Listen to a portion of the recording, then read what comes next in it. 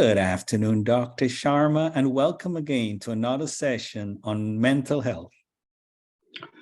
Good afternoon, Dr. Vasconcelos, and good to be back with you. Dr. Sharma, today is January the 10th, 2023. Today is actually our first session for this year, and it's a timely topic for us to discuss violence in young people. Just a few days ago, we had an incident of a 6-year-old child who shot his teacher. And I don't think we've ever even seen something like this in the movies. But as a physician, and more so as a mental health expert, can you give us a little bit of understanding the thought patterns of children who become violent? Yes, truly sad that we can hear another grievous story involving our young people, so young at age 6. Age 6 actually is when we can start to make a diagnosis of a particular mood disorder in children that's linked to aggression and violence. It's a mood dysregulation disorder that we diagnose between age 6 and 18. So it's a disorder of children. And it's in the DSM-5 system of classification. So one has to wonder whether the child actually has a disorder of the mood, a disruptive mood dysregulation disorder, or some other disorder that's affecting their thought process. So it's from the outside, a little difficult to know what the child was thinking. But there are factors that can make a young child as young as age 6 aggressive. The more common one would be genetic factors or factors in the brain, where the brain itself is having problems, especially in the areas of the frontal limbic system. So these things can lead to the child being aggressive because of intrinsic issues in the brain. We also know that sometimes children who have a propensity for high dopamine, because again of a genetic change where the dopamine is not metabolized properly, can also have aggressive behaviors. We do see conduct problems in young children and going on later on to really bad, very bad behaviors. So one has to consider whether we're seeing early signs of conduct problem. And then there are other childhood disorders like oppositional disorders and so on that happen in younger children. So these are things that one has to reflect on as to whether this child actually had a diagnosis that was not picked up. And the only person that will help us with that, of course, the child and the parents and the school teachers. So we need to review those persons and see where they're coming from. But I think what we have to understand is that these problems are continuing. We did a program sometime back talking about violence and school shootings, and we hoped at that time that none of this would happen, but we've seen a continuous pattern of violent behavior by our young people. And what are the factors there? As I said, it could be biological factors, it could be dynamic factors in the home, where there's aggression that's been seen by the child or witness.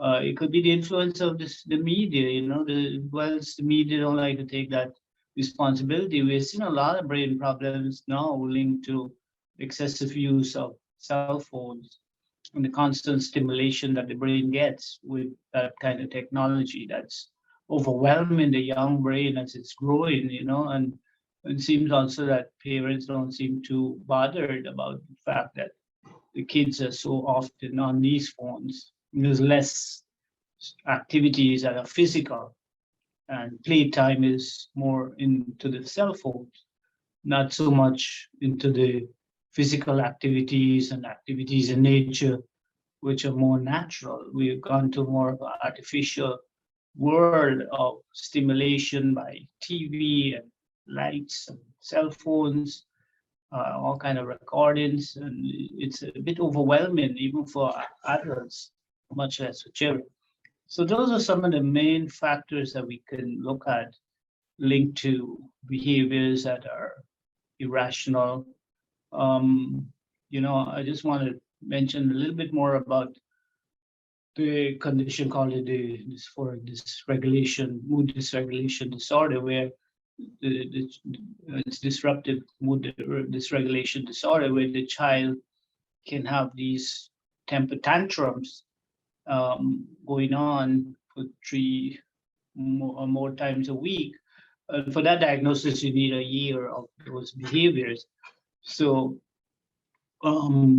temper tantrums occur naturally within the developmental process of children. We see it at around age 3, 2 years sometimes, where the child becomes naturally rebellious. It's part of the child's developmental process, but then it subsides. It shouldn't be seen aggression in a 6-year-old. The aggressive impulses tend to subside. The child gets more interested in study and social activities with their own peers, with their own gender. So those are the kind of behaviors one would expect with an older child, with understanding some rules governing social conduct. So it's not like a 6-year-old can't understand, what is right and wrong. They do very well understand. So for that kind of behavior to happen, something triggered an excessive anger impulse, that would have led to this kind of violence. Doc, thank you so much. You've been such a blessing in highlighting mental disorders, mood disorders. We've done so many videos on so many topics, including shooting and school shootings.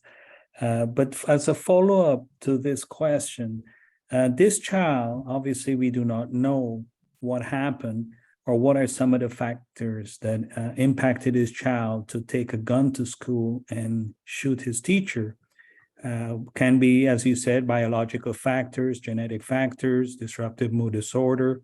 But for parents who may have a child at that age and is concerned, well, would my child act out in such a way? What are some of the conduct problems that they can look out for to avoid a potential situation like this? Right. So the ones that we must look at seriously are child ability to control impulses. So if a child is reacting to frustration by lashing out, or you see patterns of behavior that are assaultive, they're harming pets, for example, or they're verbally aggressive, or they're threatening, these behaviors, especially in the older child, are not expected. And parents need to look at those seriously and say, well, this is not what we should be seeing.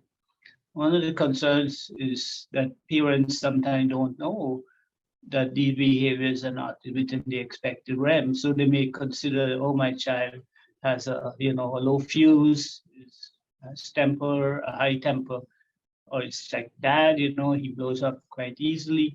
However, again, understanding that it's not within that developmental phase. In actual fact, all the way through 6 to 11, the child should have sublimated most of the aggressive impulses, including sexual impulses.